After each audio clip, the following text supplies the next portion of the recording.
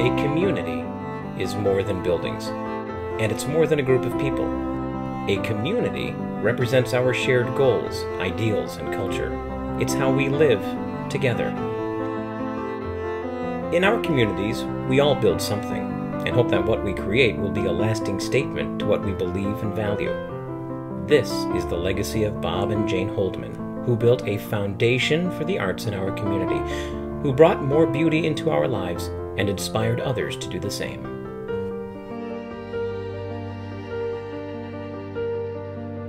Bob is creative, a true artist, a true thinker, and just has done so much for this community. He's someone who is deeply embedded in the arts and in architecture and is very passionate about it. He's a definite interest in all of the arts, including music. He is a community treasure. You can see his marks throughout the city.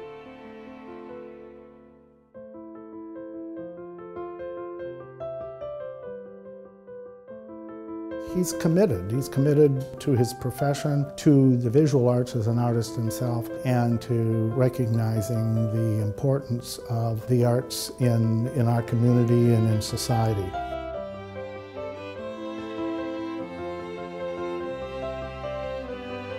He's very quiet, but he does things.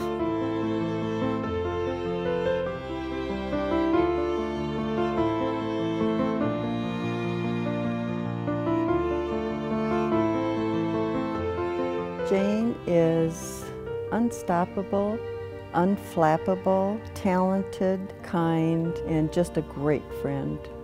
Jane Holdeman is a very sincere, charismatic individual who is somebody that you think you've known all your life. Jane showed herself to be a woman who loves literature, who reads a lot, writes a lot, has very, very high standards of what literature should mean and should be. She's a lifelong learner. She dedicates herself to finding out about all kinds of things that will broaden her horizon and broaden the horizon of those that she interacts with.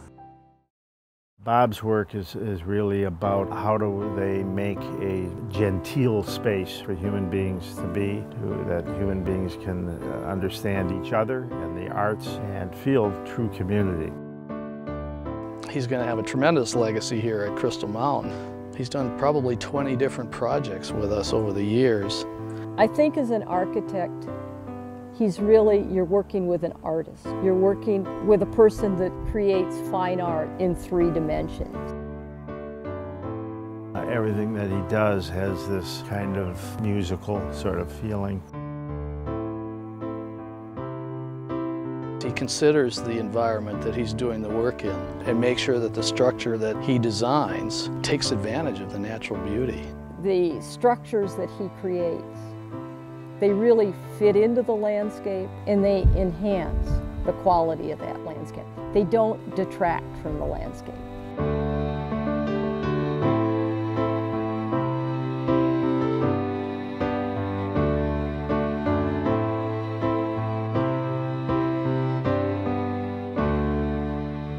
Among Bob's many projects in Northwest Michigan, the Denos Museum was a catalyst for the arts in Traverse City. In building the region's first museum, Bob was more than an architect.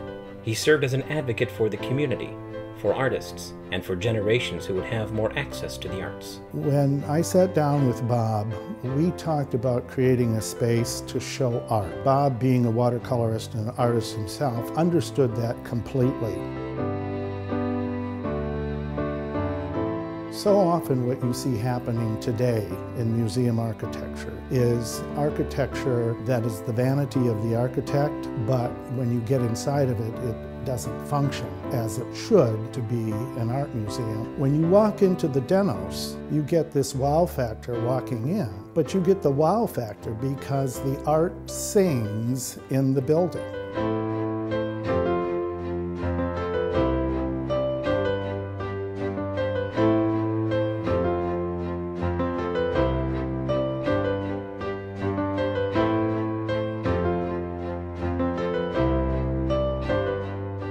building works time and time again. And it worked the way it did because of Bob's genius. Bob's contributions to architecture and the arts have not been confined to Northwest Michigan. His efforts have also reshaped communities in northern Indiana, where he was born and raised. When I first called Bob about the fact that we had found a 1918 round barn, 60 feet high and 60 feet in diameter, and that we wanted to convert it to a 400-seat live theater, he was very excited. He came and looked at it. We walked around in the pigeon manure and the straw, and were thrilled with what we saw.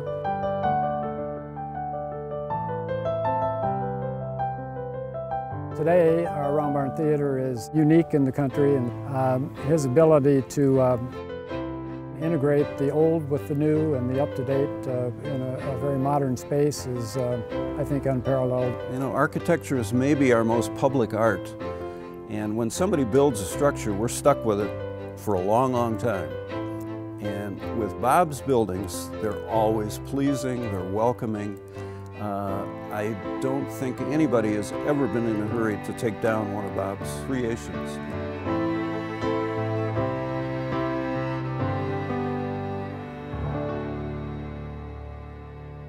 After moving to Traverse City, Bob and Jane were involved in establishing the Arts Council, an organization dedicated to developing the cultural infrastructure of the region.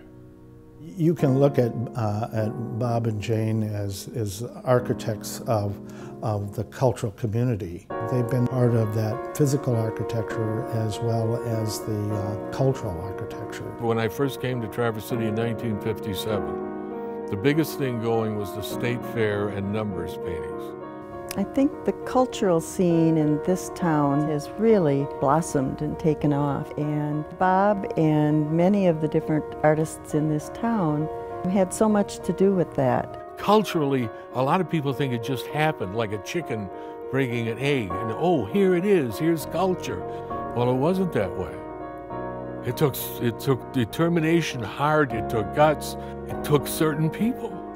By 1969, we had a small cadre of people that were interested in the arts and tried to do some formal art planning in Traverse City. And Bob's ideas from his architectural and arts background were invaluable to that early creation of the Arts Council. When the Arts Council started, and we started traveling to Detroit to see artwork, we were thinking then, Traverse City really needs a museum. People had talked about a museum, but nothing ever really gelled. He did a drawing of the building. At that moment it gelled, and it went in the Record Eagle, and the Record Eagle covered it. People would look at it and say, hey, look at a drawing.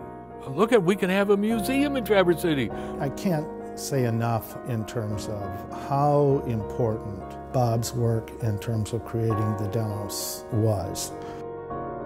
You know, in economic development now, they're talking about placemaking, and we've been doing placemaking for 30 years. In fact, Bob has been a very big part of that.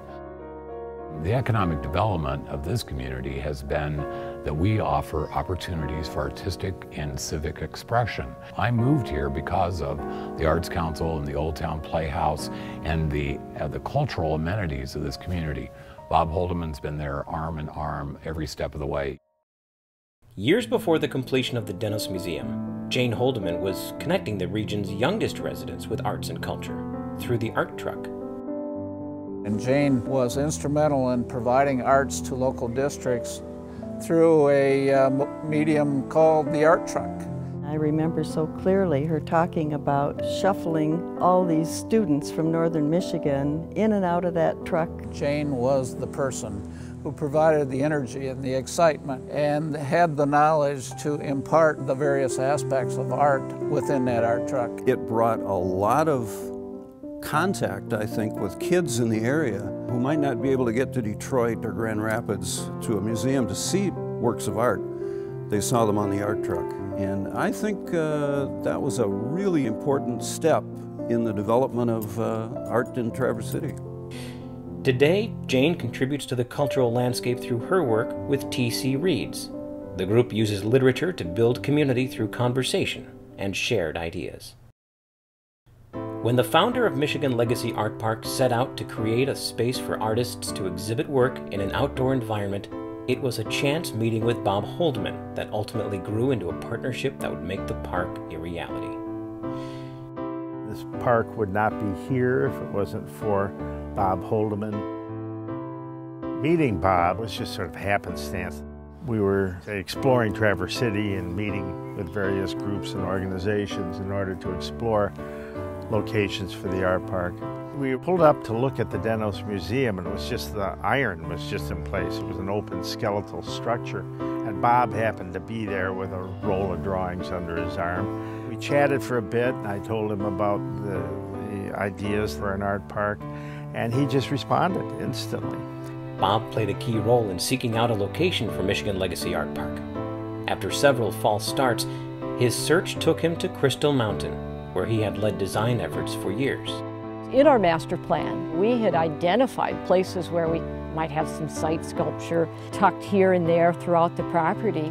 So we said, Bob, if our park were interested in making its home at Crystal Mountain, would that be a possibility? You know that we have beautiful land, and there was actually 30 acres in our master plan, which Bob had been a part of, which we wanted to hold as a preserve.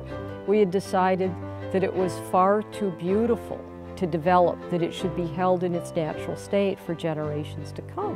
And within about 2 weeks, he came with David Barr and Beth Barr, and I think Terry Tarnow and Bob and Jane, and they walked the land. Artists, people like David Barr, people like Bob Holdeman, they could see the potential to put Art Park on that site. And it was as a result of his connection with the arts community that he was able to kind of put the dots together. And it was also because he was so involved with our master plan. As the art park was established at Crystal Mountain, Bob went to work designing the amphitheater and the distinctive trailhead gateway to the 30-acre wooded preserve, where the arts celebrate Michigan history, culture, and the environment. His commitment to Legacy Art Park, he's helped transform a landscape.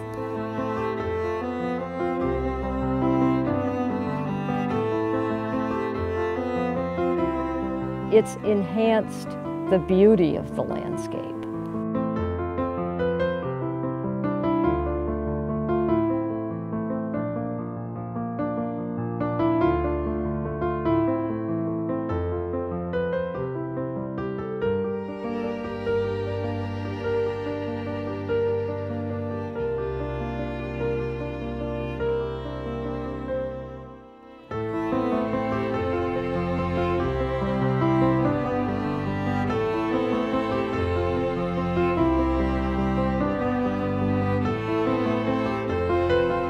I don't know of any other couple in the region who have done as much for the arts publicly and privately across the entire artistic spectrum as Bob and Jane. And I think we're going to be forever indebted to both of them for what they've given the Grand Traverse area and northwestern Michigan. Bob and Jane, to me, represent graciousness, civilization, cultivation, community, education. Their life is about that, and it's reflected in their work. As I see this region blossom and grow, I see two people who, in their own subtle and humble way, who have touched the souls relative to art, maybe as much or more than anybody I know. Through their efforts, they have left the community with facilities and with programs that will continue to enrich this community with new cultural experiences for years and decades to come.